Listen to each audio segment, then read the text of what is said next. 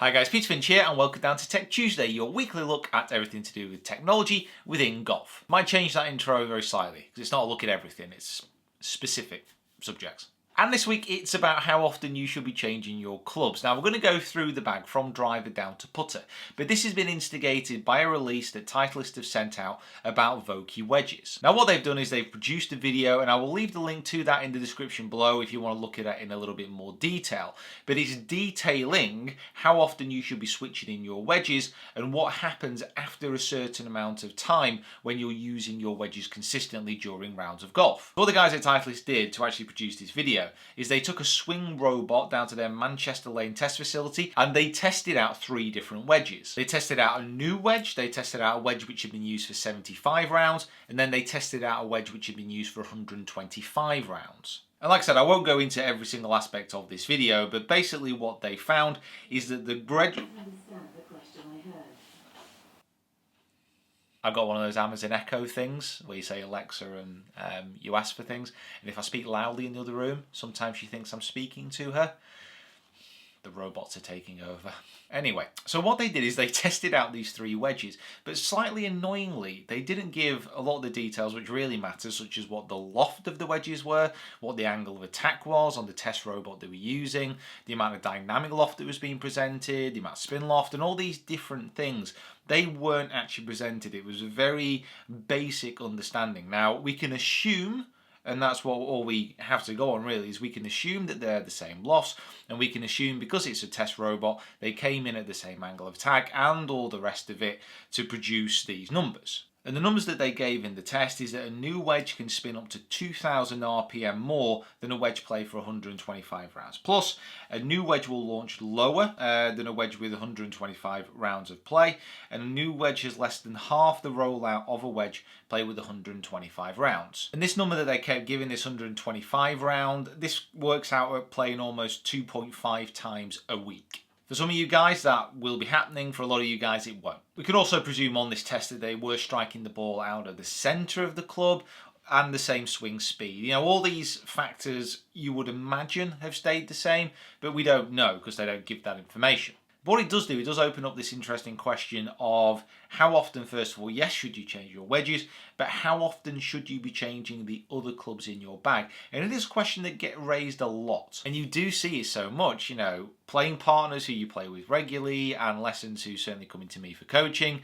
Every so often they do say, even after a short period of weeks, oh, I've got this new club. You know, I think it's really good, and I think it was about time for a replacement. Now, a lot of the time, it's just based on feeling. It's based on, oh, you know, I really think I should be getting new clubs at this point. But when should you actually consider it? Now, what we'll do is we'll go up to the top end of the bag with the driver, loop back down to the wedges, and then get onto the putter. So we go from top to bottom, or from bottom to top, depending on which way you organise your bag. So, the driver, the most changed club in the bag, and it is the one club that a lot of people do swap in and out the most because a lot of people still feel that they can buy their way to a better driving game. Now, people slowly, incredibly slowly, do start to come round to the realisation that if they want to fix their driving, it is not just about sticking a new driver in the bag, it's about fixing the underlying problems within a technique. But that is a battle which is still being waged. And I find this one to be very interesting because now, at this moment in time, if you're going to buy a driver, pretty much every single one of them is at the legal limit with how fast that the ball can come off the club face. So then it starts to become a question of how forgiving is that driver and how long will that driver remain? How long will it last? How long will it keep its integrity, so to speak? Integrity is in structural, not as in, you know, it'll go out and get caught doing naughty things. And for most people, with the amount that they play and with the amount that they practice and hit driver during a round, if you buy a driver now, that should last you for 4 or 5 years, unless the shaft starts to wear out. Because the club head, especially if you buy a top manufacturer, let's say a Ping, for example, or a Titleist, whatever it may be, Titleist we're speaking about, you know, those club heads are very, very well engineered. They're not going to start breaking on you apart from a few examples. I used a Ping LS Tech driver last year, at the start of last year, and the driver head was absolutely fine, but then the shaft snapped near the neck, and that was a problem that a couple of people had actually. Now, that's an issue, and that would need to be changed, but then that's going to be replaced by the manufacturer. manufacturer. The actual club head itself, that should last for ages. And as always with the driver, what I would recommend is if you are thinking of switching, if you are thinking of changing, make sure that you get yourself custom fit. Now, there's a few videos that I'm going to be doing actually coming up where I'm using older drivers and older equipment just to maybe show that even within the last 5 years, the actual technology hasn't advanced as much as the manufacturers would suggest, and you can still get some very good performance from the older clubs. The other thing you need to watch out for as the driver gets older, what is the face like? Is there any scratches? Is there any dints in the head? These type of things can affect performance. So if you take care of your driver, there's no reason why you can't use it for at least 4 or 5 years. And it's pretty much the same story with Fairway Woods, but there has been a recent trend of manufacturers trying to make their 3 woods especially go further and longer and hotter. That's because they can do a little bit more within that club head than they've already done within the driver. They've done so much to the driver already. They're exploring other ways of saying, this is the longest club, this is the longest club, it's not the driver anymore, this is a 3 wood, it goes absolutely miles. But again, it goes down to what you're looking for in a fairway wood. Are you looking for big distance off a tee, for example, or are you looking for control and ease of use? Anyway, whatever the question is, a 3 wood can last just as long as a driver. The only difference is a fairway wood will get through a little bit more punishment as far as if you are hitting it off the deck, you're generally going to be hitting into the ground a little bit more, the vibration's going to be greater, and then the tolerances may have to be greater within that 3 wood or it may get damaged. Also, if you're whacking a 3 wood, I'm using a 3 wood for an example, into the ground a little bit more often, it's going to become scratched, it's going to become a little bit more biffed up. But again, if you take good care of it, they can last you for a long, long time. Now, irons are an interesting one because then we start to talk more about the grooves. So when you're looking at an iron, yes, you're looking at the club integrity, but you're also looking at the club face in a lot more detail, and you're looking at the grooves in a lot more detail. Forged irons are also quite interesting here because if you are using a forged iron, a soft forged iron like a Mizuno, and if you are practicing regularly, the lofts and lies of those forged irons can change quite dramatically with a lot of practice, especially if you're whacking it off a mat. When I was working in a pro shop, it was quite eye-opening that the lofts and the lies between irons on forged sets can alter so much.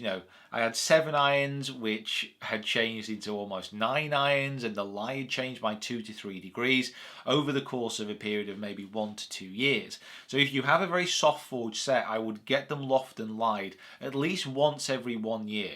Once every 1 year? Once a year, that's the same. Harder, more cast irons, they can hold their structure a little bit better. And I'd say irons is one of the areas where certainly the cavity back design has changed quite dramatically within the last 4 to 5 years, because manufacturers, again, because they want to push this distance angle, have been really strengthening the lofts in their irons, moving the weight further back, so you're getting a high launch, low spinning flight. And for a lot of people, that is very appealing. So if you do want that, if you want more distance, if you want more height, at the sacrifice of spin, then by all means try some of the new cavity back irons. If you're looking at, say, the M1 or the M2 from TaylorMade and the Steelheads from Callaway, for example, or the XRs from Callaway, for example, they are launching so high, they are going so far, but with very little spin.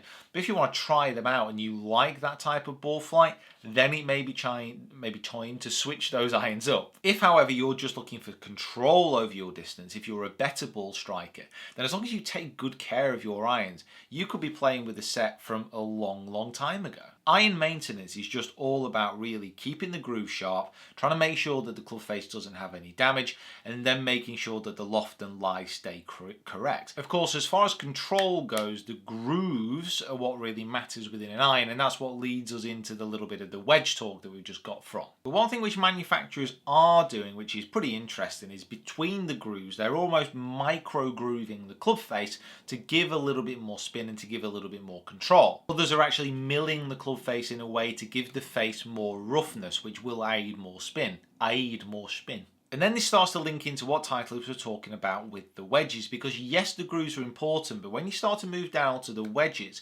certainly Cleveland, Vokey, Callaway, they really are focused on what's happening in between the grooves to give the face that more roughness. And that's the thing that will really wear down over a long period of time, especially this 125 round mark that Titleist seems to have set. Because you can sharpen grooves, anyone can buy a groove sharpener and do an half decent job on it, although I would be careful about that. But to actually make sure that the club face stays rough and maintains the same amount of spin, that's very difficult to do. And certainly with the top pros, you do see them switch their wedges in and out of the bag very, very often. But bear in mind, they can do that. You know, they can just walk onto the tour truck and get new wedges. That type of option just isn't available for the vast majority of golfers.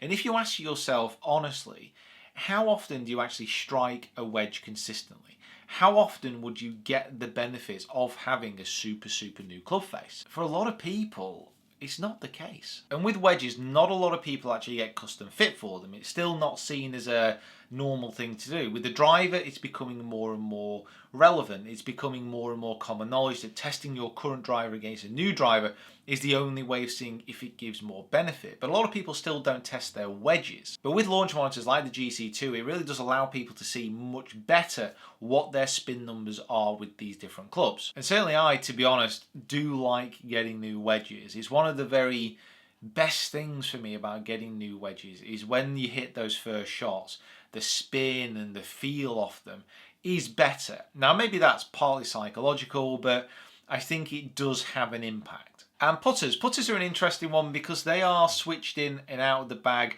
probably not as much as a driver, but certainly people do like to get new putters. And that is mostly due to confidence, because putter technology really, has that moved on much in the last 10 years? I'm not sure it has. But again, if you are thinking of getting a new putter and you can afford it, I would go to a specific putter fitting. That's what I did down with Lee Sullivan at Tour X, and it was a fantastic experience. I know there are other people around the UK who are doing it. I know James Pickard does it down south. So just have a little bit of a look around and see if you can get yourself in for a fitting, because I think it is worth it. But of course, Tech Tuesdays are not just about me giving my opinion, it's about asking you guys as well. So make sure that you comment below. How old are your clubs? How old's your driver? How old are your irons? How old are your wedges? How old are your fairway woods and your putter? How old are your clubs? How long have you had them in the bag? Do you agree with this research that Titleist have done? And obviously bear in mind that this is coming from Titleist and they want to sell you golf clubs. Right guys, thank you so much for watching. Please subscribe to the channel if you haven't already. Make sure that you comment below. Follow me on my other social media platforms as well. And we will see you down here next time.